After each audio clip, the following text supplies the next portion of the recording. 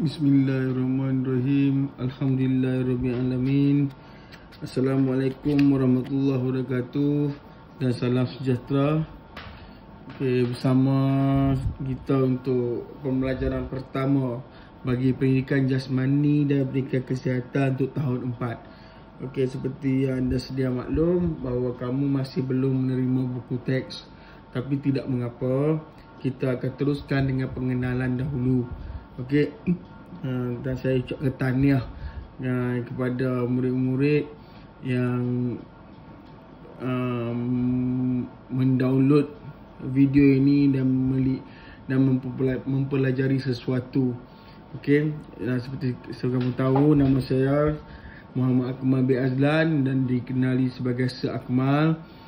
Tahun lepas saya mengajar kamu bahasa Inggeris, tapi untuk setengah tahun saja. Seterusnya kamu diganti oleh Cikgu Faridah.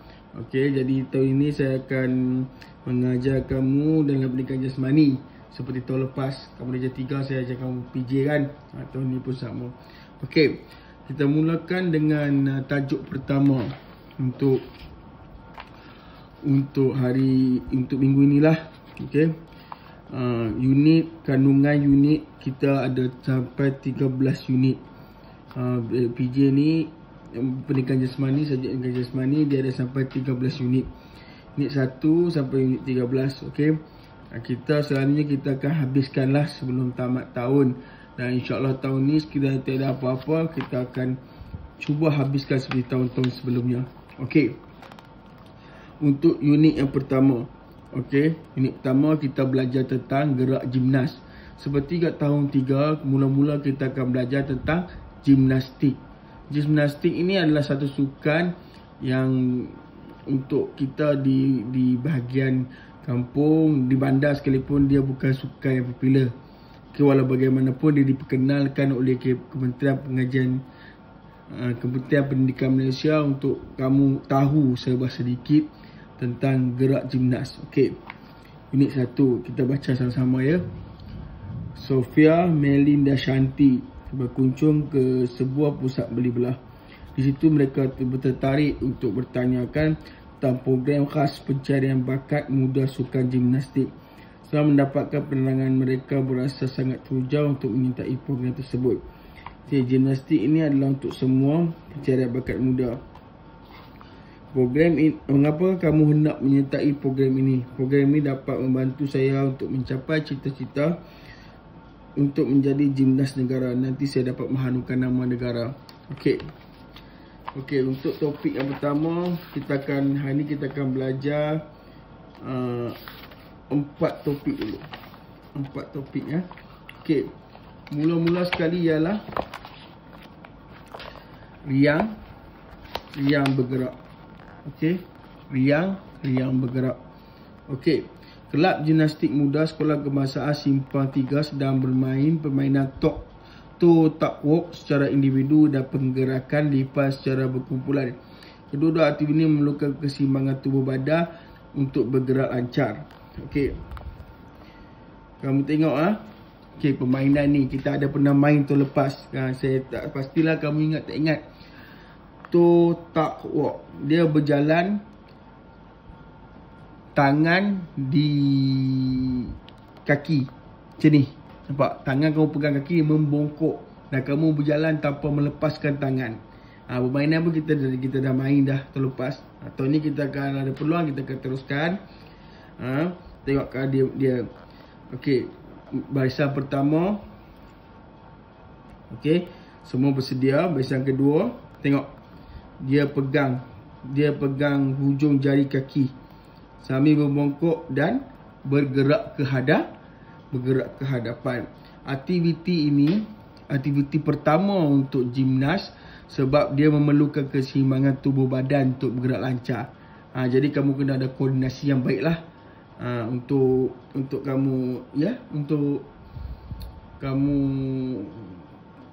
melakukan aktiviti gimnas seterusnya. Seterusnya kita pergi tengok. Ini. Kamu boleh mengekalkan keseimbangan tubuh badan dengan cara meluaskan tapak sokongan dan mengekalkan pusat graviti. Ini pergerakan lipan. Ini kita belajar secara teori saja. Yang ni memerlukan pemantauan yang ketat. Okay, saya kena tengok betul-betul saiz badan kamu, keupayaan kamu untuk ni permainan ni. Okay, permainan ni memerlukan 3 orang. Tangan, kaki letak atas bahu kawan, kawan yang kedua letak atas bahu kawan ketiga. Okay, memerlukan keseimbangan yang sangat-sangat teratur. Okay, tapi sekali lagi saya terangkan, penggerakan lipan ni kamu kena ada pemantauan nak buat. Tak boleh buat suka-suka hati, patah riuk nanti. Okay, tengok dia kata, pastikan kawasan bebas daripada objek tajam. Okay, seterusnya kita pergi ke aras kestabilan. Aras kestabilan ni kamu boleh belajar nanti dalam video YouTube yang saya sertakan sekali dengan video ni. Okay, Fahmi dan rakannya, kita baca sikit aras kestabilan. Fahmi dan rakannya sedang melakukan aktiviti imbangan. Mereka melakukan pelbagai aksi imbangan, 1 tapak sokongan dan 3 tapak sokongan. Mari kita lakukan aktiviti aksi seperti mereka. Bagaimanakah mereka dapat mengekalkan imbangan? Okey, tengok Murid berbaju kuning 1 tapak sokongan, murid berbaju hijau 3 tapak sokongan. Okey. Murid baju kuning 1 tapak sokongan, murid baju hijau 3 tapak sokongan. Okey, ini merupakan permainan lah. Okey, kamu akan dibagikan dalam kumpulan. Okey, dan cikgu saya akan beri arahan. Okey, kamu tengok ni semua arah kestabilan ni. Kamu duduk macam ni. Okey, kamu buat aktiviti-aktiviti macam ni, semua ni adalah aras kestabilan. Untuk menentukan aras kestabilan kamu. Tengok dia cakap apa? Semakin tinggi aras kelakuan, badan menjadi kurang stabil kerana kedudukan pusat graviti semakin jauh dari tapak sokongan. Okey, semakin banyak bilangan tapak sokongan, semakin mudah untuk mengekalkan keseimbangan kerana luas tapak sokongan lebih besar. Maksudnya tengok, kalau dia ada 3 tapak sokongan lebih lancar. Kalau ada 1 dia akan kurang stabil. Kerana tapak sokongan dia tak banyak. Tapak sokongan ni lah tapak tangan kamu letak atas lantai ni. Tu tapak sokongan. Kalau kamu letak 2 tangan 2 kaki macam pumping tu, kamu stabil.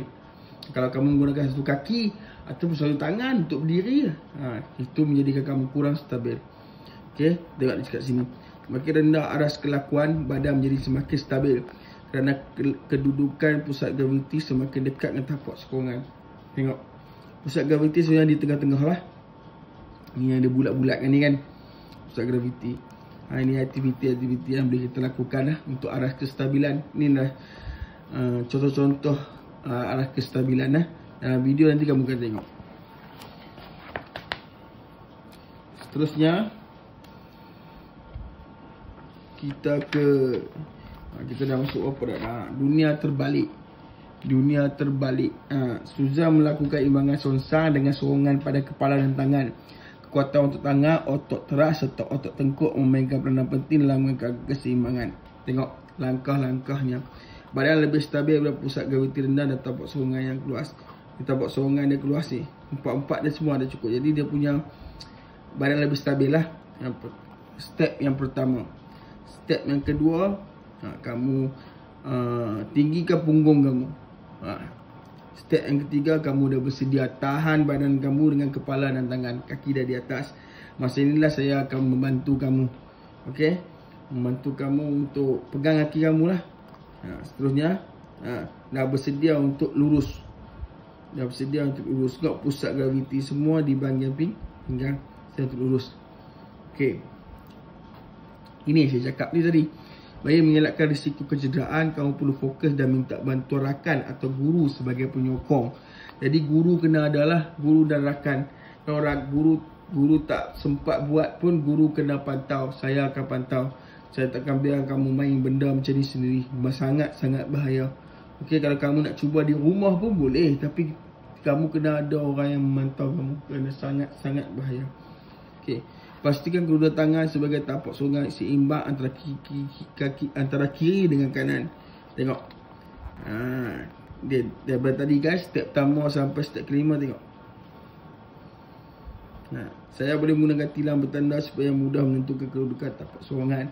Ni kalau ada tilam lah, tilam tanda-tanda tu kat mana kamu boleh berdiri lebih stabil ke tak. Okey, ini contoh. Step dia sampai ke sini. Ini adalah merupakan imbangan songsang. Aktiviti imbangan songsang. Okey, ni sebenarnya kita pergi ke tinggi ke rendah. Tinggi ke rendah. Okey, imbangan tinggi ke rendah lah. Kokmen sedang melakukan aksi hambur tangan dari aras tinggi dan mendarat di aras rendah. Lakuan hambur tangan memerlukan kekuatan otot tangan dan otot teras. Koordinasi antara kekuatan otot tangan dengan otot teras mempengaruhi kestabilan. Tengok. Mula-mula macam mana, letakkan kedua-dua tapak tangan di atas seperti tombol. Inilah seperti ni yang kamu buat. Kita kalau dah jam 4 nanti kamu akan buat segak. Dia akan macam ada macam ni. Kamu akan tengok nanti. Barang-barang dia semua cukup di sekolah, insya-Allah. Okey. Lonjak dan lenjangkan kedua-dua belah kaki hingga lakuan dirian tangan tegak. Macam ni. Dia daripada sini, kaki kat sini, tangan dekat sini. Dia naik straight macam ni. Okey. Okey. Luruskan kaki dan mendarat.